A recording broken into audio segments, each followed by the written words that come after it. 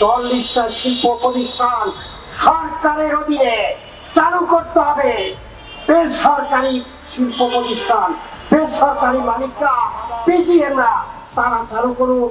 কিন্তু হাসিনা যদি 40টা শিল্প প্রতিষ্ঠান বন্ধ করে থাকে, আপনার দরকার এই 40টা শিল্প প্রতিষ্ঠান চালু করতে হবে। অতি দ্রুত ছাঁটাই না করে বিকল্প পদ্ধতি ভাবে কিভাবে কাজ করা যায় সেভাবে শিল্প মালিক এবং সরকারকে ব্যবস্থা নেওয়ার জন্য দাবি জানাচ্ছি।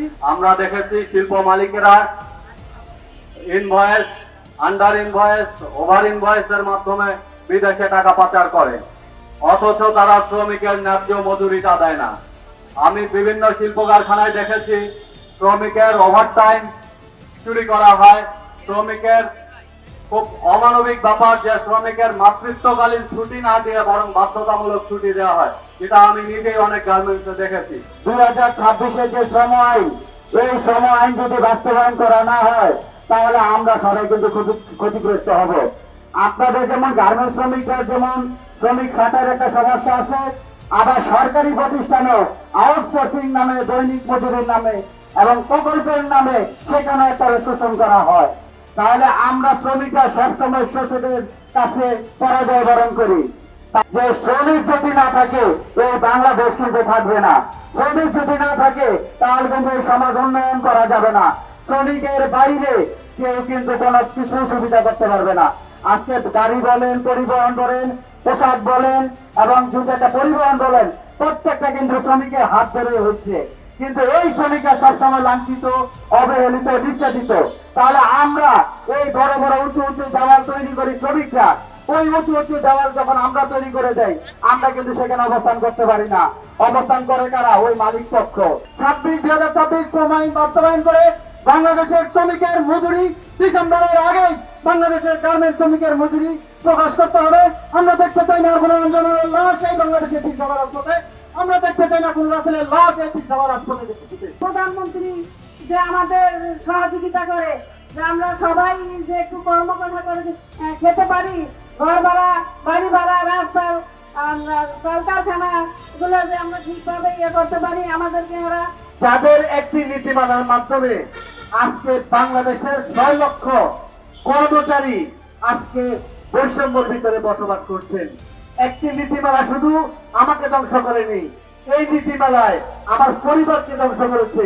এই নীতিমালায় একটি সাংবিধানিক প্রক্রিয়াকে ধ্বংস করেছে। আমরা সরকারের কাছে আহ্বান জানাই, তারা যাতে অতি দ্রুত আগামী ডিসেম্বরে যাতে শ্রমিকেরা একটি মর্যাদাপূর্ণ জীবনের এবং মর্যাদাপূর্ণ মজুরি পায়, সেই লক্ষ্যে অনতি বিলম্বে মজুরি বোর্ড ঘোষণা করে।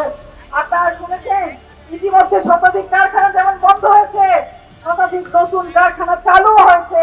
তাহলে এখন পর্যন্ত যেই শ্রমিকরা কর্মহারা অবস্থার মধ্যে আছেন, যারা আজকে কর্মহীন অবস্থায় তাদের পরিবারের সদস্য নিয়ে একটা বেহাল জীবন যাপন করছে, তাদের অতি দ্রুত কর্মসংস্থানের ব্যবস্থা করার জন্য আমরা সরকারকে আহ্বান জানাই। একই সাথে যেই শ্রমিকরা বেকার আছেন তাদের যে সামাজিক সুরক্ষা, সেই সুরক্ষা দেওয়ার আহ্বান জানাই। সংগ্রামী বন্ধুরা, আপনারা ইতিমধ্যে শুনেছেন বাংলাদেশে যে গ্যাসের একটি সমস্যা তৈরি হয়েছে, আন্তর্জাতিক সমস্যা, দেশীয় সমস্যা, সবকিছু মিলে আমাদের জ্বালানি, আমাদের প্রাণের মতো অর্থনীতির প্রাণ এই জ্বালানি শক্তি। এই জ্বালানি শক্তি যদি আমরা নিশ্চিত করতে না পারি তাহলে অর্থনীতিতে যেমন প্রভাব পড়বে, তার সরাসরি প্রভাব, সর্বোচ্চ প্রভাব পড়বে আমাদের শ্রমজীবী মানুষের জীবনে, আমাদের পোশাক শ্রমিকদের জীবনে। আমরা দেখছি বিভিন্ন সময় কারখানাগুলো কাজ করতে পারছে না এই জ্বালানি, গ্যাস, বিদ্যুতের সংকটের কারণে। আমাদের শ্রমিকরা কারখানায় গেলে গ্যাস নাই, বিদ্যুৎ নাই, বাসাতে গেলে তারা যখন কাজ করে বাসায় ফিরে তখনও তাদের ঘরে বিদ্যুৎ থাকে না। কি অবস্থার মধ্যে বিদ্যুৎ, গ্যাসের অভাবে আমাদের শ্রমজীবীরা জীবন যাপন করছে সেটার বলা অপেক্ষা রাখে না।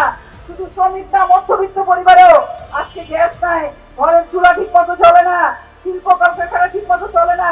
আমরা সরকারকে আহ্বান করতে চাই, আমরা মনে করি বর্তমানে গণঅভ্যুত্থান পরবর্তী নির্বাচনের মধ্যে দিয়ে যে সরকার এসছে তারা একটা নির্বাচিত গণতান্ত্রিক সরকার। সেই সরকার জনগণের কথা, পোশাক শ্রমিকদের কথা, শ্রমজীবী মানুষের যে কথা, তাদের যে আকাঙ্ক্ষা, সেই আকাঙ্ক্ষা বাস্তবায়নের জন্য গ্যাস বিদ্যুতের যে সমস্যা, সেই সমস্যা দ্রুত নিরসন করবে। সংগ্রামী বন্ধুরা, আপনারা জানেন যে এবছর সরকার 133টা অধ্যাদেশের মধ্যে অধিকাংশ অধ্যাদেশ 120টা অধ্যাদেশের মতো পাশ করেছে, সেগুলো আইন হয়েছে।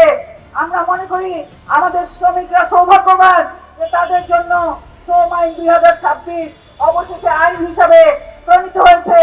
আমাদের সকল চাহিদা পূর্ণ না হলেও এই শ্রম আইনের যে কতটুকু অগ্রগতি হয়েছে, শ্রমিকদের ইউনিয়ন করার অধিকার বৃদ্ধি পেয়েছে, মজুরি বোর্ড 5 বছরের জায়গায় 3 বছর করা হয়েছে, গৃহ শ্রমিকদেরকে স্বীকৃতি দেওয়া হয়েছে, শ্রমিকরা যাতে কোনো বিরোধ হলে সেই বিরোধ নিষ্পত্তি করা যায় তার ব্যবস্থা নেওয়া হয়েছে, কোনো বিপজ্জনক কাজ যাতে শ্রমিকদের করতে না হয় তার ব্যবস্থা নেওয়া হয়েছে।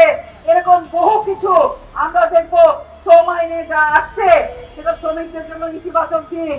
শ্রমিকদের ইউনিয়ন করতে হলে আগে এখানে 20% লোক থাকতো, এখন 20 থেকে 400 জনের স্ল্যাবে শ্রমিকদের ইউনিয়ন করতে পারবে।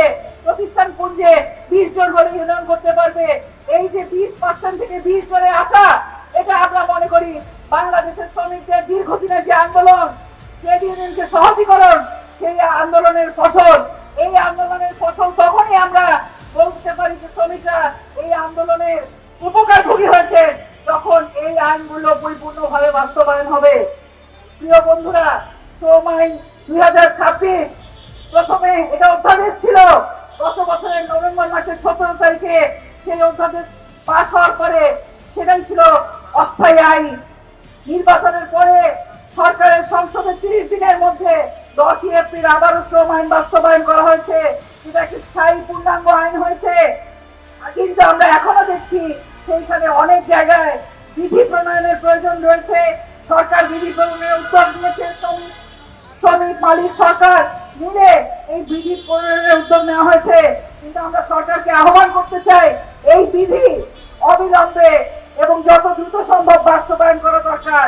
তা না হলে শ্রমিকরা আইন কাগজে কলমে পাবে, কিন্তু বাস্তবে তাদের যে আইনের অধিকার, সেই অধিকার থেকে তারা বঞ্চিত হবে।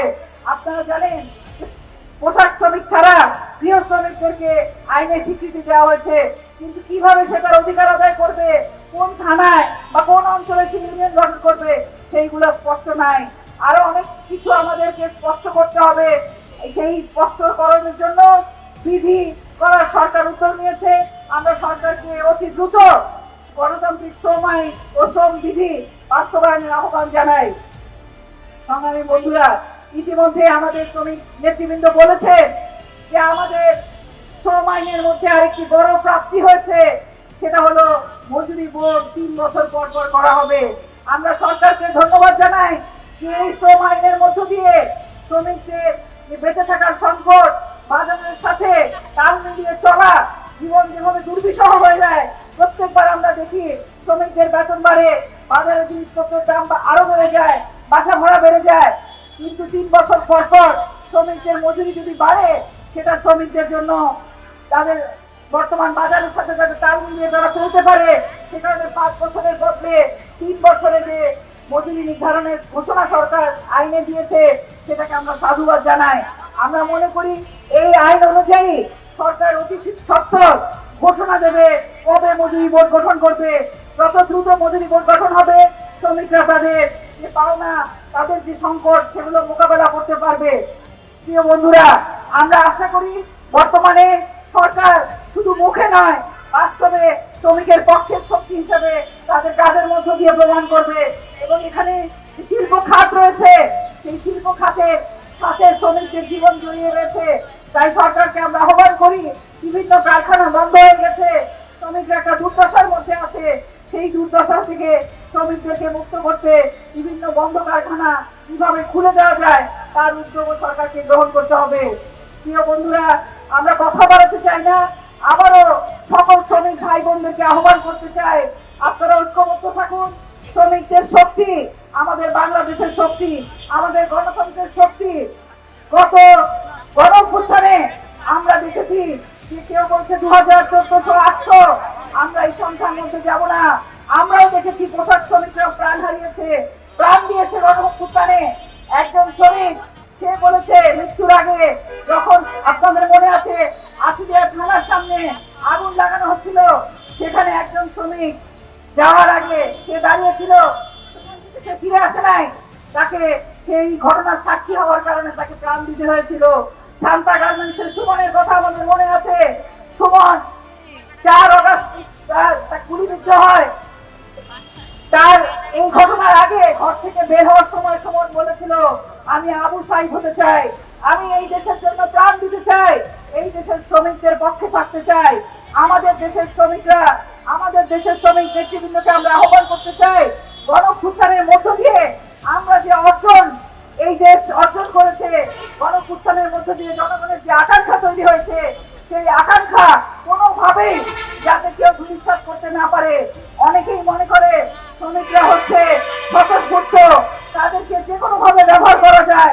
আমরা পরিষ্কারভাবে বলতে চাই, আমাদের শ্রমিকদেরকে যখন খুশি তখন যে কেউ যদি ব্যবহার করার কোনো রকম পায়তারা করে, তার বিরুদ্ধে আমাদের সোচ্চার থাকতে হবে।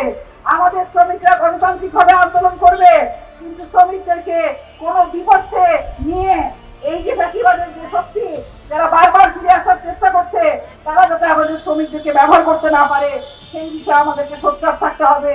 আমি শ্রমিক ভাই বোনদেরকে আহ্বান করতে চাই, আমরা গ্যাস, বিদ্যুৎ, জ্বালানি নিরবিচ্ছিন্ন ভাবে যাতে সরবরাহ হয়, সকল কারখানায় শ্রমিক ছাঁটাই যাতে বন্ধ হয়,